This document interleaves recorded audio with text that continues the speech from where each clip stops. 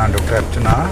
முக்கியமாக சரியான கவலையான ஒரு விஷயம் எனக்கு வந்து இன்ஃபர்மேஷனை கன்ஃபார்ம் பண்ணிடலாங்கிறதுக்கு யாராவது சாவச்சேரி ஹாஸ்பிட்டல் இருந்து அவருக்கு கேட்டு சொல்லும்போது நேற்று இப்போ நேரம் 8 மணி போல் கொடிகாமம் போலீஸ் அடியில் ஆக்சிடென்ட் பட்டு வந்ததாமன்ட்டு கேள்விப்பட்டு நான் ஒரு 4 பேர். அதில் இப்போ இது என்னென்றால் அட்மினிஸ்ட்ரேஷன் படித்தாக்கள் வந்து அட்மினிஸ்ட்ரேஷன் செய்யணும், கம்யூனிட்டி மெடிசன் படித்தாக்கள் அட்மினிஸ்ட்ரேஷன் செய்யக்கூடாதுன்னு திரும்ப நான் சொல்லி கொண்டிருக்கேன். ஒருத்தர் கேட்கல. நான் என்ன வந்து டெம்பரரி இன்ஜினி கூட பேருந்து இருக்குது. சரி மக்கள் சாப்பிட போயிட்டு வந்துட்டுருக்கேன். என்னென்னா நேற்று ஆக்சிடென்ட் பட்டு வந்திருக்கணும். வந்த பிறகு 8 மணிக்கு வந்திருக்கணும். அப்போ அந்த டைமில் வந்து நான் பழைய ஓபிடியை வந்து அந்த ஈடியூவை கொண்டு புது இடத்துக்கு கொண்டு போனேன். அங்கே காரணம் அங்கே 6 பெட் 5 பெட் போடலாம், 4 5 6 பெட் போடலாம். அதில் எக்ஸ்ட்ராவாக எங்கேயால் வேண்டாம். நார்மலாக 10 பெட் போடுறப்போ ஒரு மேஷ் கேஷுவாலிட்டின்னு சொல்கிறது, மாஸ் கேஷுவாலிட்டி ஒன்று வந்துச்சுன்னு சொன்னால் அந்த கேஷுவாலிட்டியை வந்து மேனேஜ் பண்ணுறது. அந்த ஒரு பஸ் ஒன்று அடிபட்டு வருதுன்னு சொல்லுவோம். அப்போ ஒரு 20 பேர் 30 பேர் வரைக்கும் இந்த சின்ன ஓபிடியில் ஒன்றும் செய்யலாது. அதை ஜோதிச்சு தான் நான் அந்த புது ஓபிடி கொண்டு போய் நான் எல்லாத்தையும் மாற்றினேன். ரஜீவ் அவர்கள் வந்து தன் இஷ்டத்துக்கு நான் உனக்கு செய்து காட்டுறேன்னு சொல்லி பழைய ஓபிடிக்கு கொண்டு வந்து போட்டு நேற்று 4 பேர் ஆக்சிடென்ட் பண்ணி வந்திருக்கணும். ஸ்ட்ரெச்சரில் போட்டு தான் ட்ரீட் பண்ணி நான் கதை வந்திருக்கேன். அதில் ஒரு ஆள் டெத்துன்னு சொல்லியிருக்கணும்.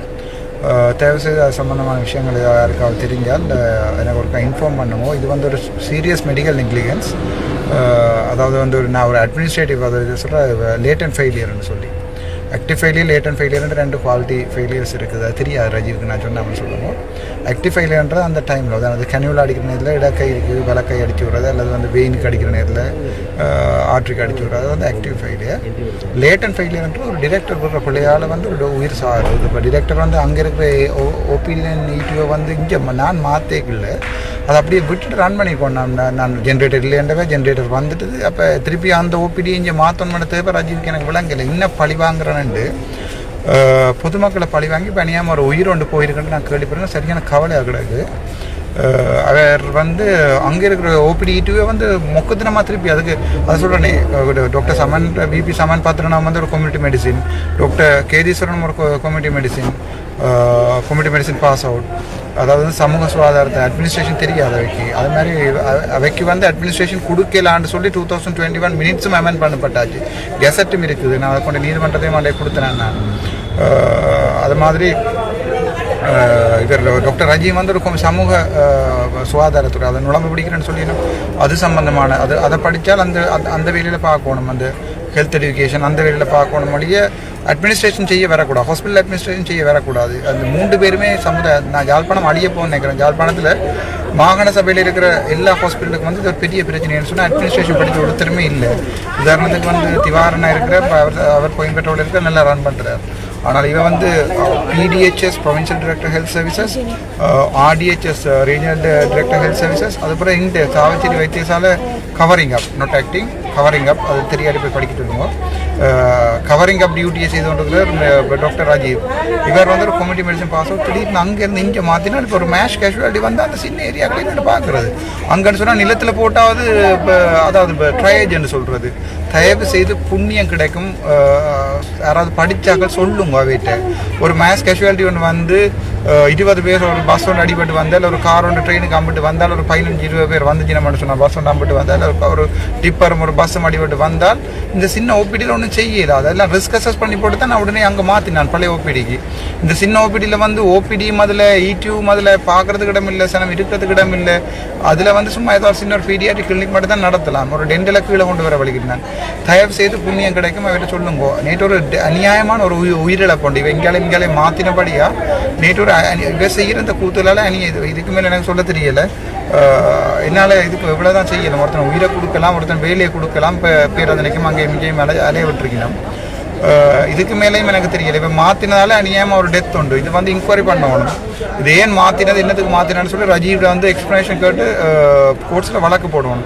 வழக்கு போத ஒருத்தன் வந்து மாத்திரான்னு சொன்னால் மாற்றி நல்லா ரன் பண்ணிக்க அதை போய் திருப்பி டவுன் கிரேட் பண்ணி செய்கிறது எனக்கு விளங்கல. என்ன செய்யணும்னு சொல்லி என்னமோ அவையை பொறுத்த இன்றைக்கு நான் 4 மணிக்கு நான் மன்னார் போகிறேன்.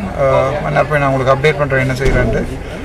இந்த பாதிக்கப்பட்ட ஆக்கள் சம்பந்தமான ஒரு வீடியோக்கள் போட வேண்டாம். வேறு வீட்டை போய் வீடியோ எடுத்துருக்கும் புண்ணியம் கிடைக்கும். தயவு செய்து கஷ்டப்பட்ட ஆக்கள் இந்த இது நேரத்தில் உங்களோட யூடியூப்பில் இந்த மீடியாக்களை கொண்டு தயவு செய்து ஒரு லிமிட்டுக்குள்ள வச்சுக்கொள்ளுங்க. நீங்கள் போட தானப்பான நியூஸில் சரியான விஷயத்தில் போடணும். நீங்கள் சும்மா டப்புன்னு ஃபேமஸ் ஆகணும், லைக் பெருட்டு பண்ணுறதுக்காண்டி ஒரு பாதிக்கப்பட்ட அம்மாட்டையோ அவை வந்து பதட்டத்தில் மாறி சொல்லிடுவீங்க. அது வந்து கோர்ட்ஸுக்கு எவிடன்ஸாக போயிடும். இவ முதல் இப்படி சொன்னவே பிறகு இப்படி சொன்னேன், உங்களுக்கு புண்ணியம் கிடைக்கும் நான் கால் பண்ணி சொன்னா வேண்டாம், உங்களுக்கு இப்போ இது ஒரு ஜோக். ஒரு ஆளுண்டு வைஃப் செத்துட்டா உங்களுக்கு அப்போ ஒரு ஜோக் போய் ஒரு வீடியோ எடுத்து போட்டு லைக் வந்தா உங்களுக்கு ஓகே. பட் அங்கே ஜோதிச்சு பேர் இப்போ அந்த குழந்தை பிள்ளை ஒரு 20 நாள் 30 நாள் குழந்தை பிள்ளை அம்மா அப்பா இல்லை இல்லையடா, நீங்கள் யோசிக்கலடா வேணும். சும்மா உங்களோட பாட்டுக்கு போய் யூடியூப் எடுத்து நான் திரும்ப போட்டிருக்கேன் ஃபேஸ்புக்கில். நான் வந்து அந்த ஃபுல் டாக்குமெண்ட்ஸ் எடுத்து அதை போலீஸில் கம்ப்ளைண்ட் பண்ணி அதை கோர்ட்ஸுக்கு கொண்டு போகும் வரைக்கும் ஒரு ஒன்றுமே வேண்டாம். பின்ன அந்த வீட்டில் போய் கஷ்டப்படுத்துங்க. பக்கத்தில் அயலாக்கள் இருந்தால் தேவைச்சு இந்த யூடியூப்பர் கேமராவோட யாரும் வந்தால் கொஞ்சம் விடுங்க ஒருக்கா, தேவைச்சு புண்ணியம் கிடைக்கும் உங்களுக்கு. இவையால் வந்து எல்லாமே நாசமாகுது, யாழ்ப்பாணமும் நாசமாகுது. இப்போ கிட்டையில் வந்து போட்டுக்கின ஒரு வீடியோ வந்து இந்த தலைவர் காட்டிலே கலந்து விட்டார், தலைவர் இல்லையான்னு சொல்லி நான் கன்ஃபார்ம் பண்ணி சொல்லி போட்டேன். அப்படி இப்படி நான் சொன்னேன் இருந்தா தலைவன் இல்லையே இறைவன். திரும்பவும் சொல்லியிருக்கேன் உங்களுக்கு தலைவரில் எவ்வளவு பாசம் இருக்கோ அதை விட பாசம் எனக்கு கூட இருக்கு. நான் உலகில் பாஸ் பண்ண பிறகு 9AB எடுத்த அப்புறம் அப்போ கூட்டி கொண்டு வந்தவர் எனக்கு ஒரு காட்டுறேன் பார்க்கலாம் போயிட்டு. நீங்கள் தயவு செய்து இப்படி செய்யாதீங்கோ, சரியான கவலையா இருக்கு. பாருங்க ஒரு டெத் ஒன்று அணியாம நான் வெளிக்கிட்டு வந்து இங்கே ஒரு 10-15 நாள் ஆயில அணியாம ஒரு டெத். ஏன்னா நான் நிக்கலையும் டிப்பர் அடிபட்டு வந்தது தான். நானும் அதை பேக் பண்ணி தனியாக மேனேஜ் பண்ணி அனுப்பினான் தானே ராசா. அப்போ கொஞ்சம் யோசிக்கணும். ராஜீவ் இரவில் வந்து டியூட்டிக்கு 2 பேர் தான் நின்றுக்கணும். அப்போ 25 பேர் நிற்கிறதுல 2 பேர் டியூட்டிக்கு நிற்கல தானே. ஒரு ஹாஸ்பிட்டலில் குறைஞ்சது ஒவ்வொரு ஓட்டு கண்டு பார்த்தா கூட 6 பேர் 8 பேர் நின்றுருக்கலாம். பிபி நிற்கல ஓட்டில் உதுவில் சொல்லிக்க தானே போய் பிரச்சனை. 2 பிபி மாதிரி நிற்கணும் ஆல்ரெடி. இன்னொரு பீடியாஷியன் இருந்தா போறா பீடியாட்டிக் போட்ட குழப்புறியல். பீடியாட்டிக் அந்த அந்த அந்த மனசி பாவம் வடிவா எல்லாத்தையும் பெயிண்ட் அடிச்சு ஆசைப்பட்டு அந்த பீடியாட்டிக் மேடம் வந்து செய்த பீடியாட்டிக் போட்டு அதை கொண்டு போய் மேலே போடுறீங்க. அதில் சுவர்ல எல்லாம் சித்திரங்கள் கறி இருக்கு. உங்களுக்கு ஒன்றும் விளங்காது. உங்களுக்கு கொமிட்டி மெடிசன் படிச்சா உங்களுக்கு விளங்க தேவை புண்ணியம் கிடைக்கும். விட்டுட்டு போங்க. ஒரு சும்மா ஒரு எம்ஓ வந்து அதை ரன் பண்ணிட்டு நான் வரையில சும்மா ஒரு எம்ஓவை ரன் பண்ண விட்டுட்டு தயவு செய்து போங்க. சமன் பத்திரனா இருக்கட்டும் கேஸ் இருக்கட்டும் தயவு செஞ்சு ரிட்டே பண்ணி போங்க. உங்களுக்கு புண்ணியம் கிடைக்கும். உயிரில கொள்ளாதீங்க. உங்களுக்கு கொள்றது வந்து இப்போ ஜோக்கா இருக்கலாம்.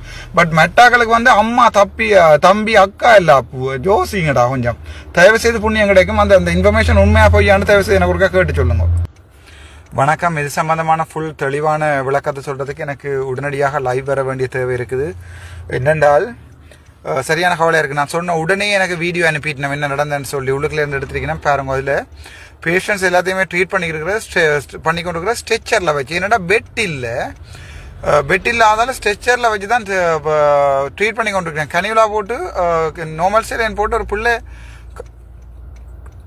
கையை வந்து உயர்த்தி கொண்டு இருக்குது. நார்மல் சைலன் பிடிச்ச ஒரு HSA பிள்ளை என்னென்றால் சரி இது சம்பந்தமான விளக்கத்தை சொல்றேன். நாங்கள் சொல்றோம் இது டிசாஸ்டர் மேனேஜ்மெண்ட். அது ரஜீவுக்கோ அல்லது வைத்தியர் சமன் பத்ரனுக்கோ கேசரனுக்கோ தெரியாது. டிசாஸ்டர் மேனேஜ்மெண்ட் டிசாஸ்டர்ன்னு சொல்றது எங்களுடைய ஹாஸ்பிட்டலுக்குரிய கெப்பாசிட்டியை தாண்டி ஒரு அவலம் வரும்போது சாதாரணமாக 3 பெட்ல 3 பேஷண்ட் போடக்கூடிய இருந்தால் அது டிசாஸ்டர் இல்லை. அது வந்து ஒரு பஸ் ஒன்று அடிபட்டு 25 பேஷண்ட்ஸ் ஒரு ஏரியா வருதுன்னு சொன்னால் அந்த பேஷண்ட் அவ்வளோத்தையும் ஒன்றொண்டா கொண்டு வருவினா ஹாஸ்பிட்டலுக்கு. அந்த டைமில் ஒரு டிசாஸ்டர் மேனேஜ்மெண்ட் பிளான் இருக்கணும். தயவு செய்து இதை வந்து இந்த வீடியோ ஷேர் பண்ணுங்க. நான் வந்த உடனே ஹாஸ்பிட்டலுக்கு முதலாவது எழுதினது டிசாஸ்டர் மேனேஜ்மெண்ட் பிளான். அந்த டிசாஸ்டர் மேனேஜ்மெண்ட் பிளானும் என்ன டைம் இருக்கு. அந்த டிசாஸ்டர் மேனேஜ்மெண்ட் பிளான் படி இந்த எங்கள்ட ஓபிடி பில்டிங்ல டிசாஸ்டர் மேனேஜ்மெண்ட் செய்யலாது. டிசாஸ்டர் மேனேஜ்மெண்ட் படிச்சாங்களுக்கு வடிவா தெரியும். இதில் ஸ்பேஸ் காணாது. ஒரேடியா 25 பேஷண்ட்ஸ் வந்துட்டுன்னு சொன்னா அவங்களுக்கு போறதுக்கு இடம் இல்லை. அதால தான் நான் புது பில்டிங்குக்கு மாத்தினான். இவையேன்னு நேனு கேட்டவே புது பில்டிங் நான் படிச்சு போட்டு வந்தபடியே அங்கே மாத்தினான். அப்போ ரெண்டாவது அங்கே பழைய புது பில்டிங்ல கொண்டு ஏணி போடைக்க அங்கே கிட்டத்தட்ட எங்களுக்கு 5 3 8 9 பெட் போடக்கூடிய இருந்தது. ஒரு பேஷண்ட்ஸ் வரைக்குள்ள வந்து நாங்கள் ட்ரையேஜ் அண்டு பிரிப்போம். அதாவது வந்து பேஷண்ட்ஸ் வந்து சிவப்பு பச்சை மஞ்சள் கருப்பு இந்த கலர் கோடின் படி பிரிப்போம். அப்படி ஒன்றுமே எங்களோட வைத்தியசாலை இல்லை. டிசாஸ்டர் மேனேஜ்மெண்ட் பிளானே இல்லை. Peradeniya disaster management plan coordinator நான் வந்த உடனே என்ன செய்யணும் சொன்னால் டிசாஸ்டர் மேனேஜ்மெண்ட் பிளான் எழுதினான்.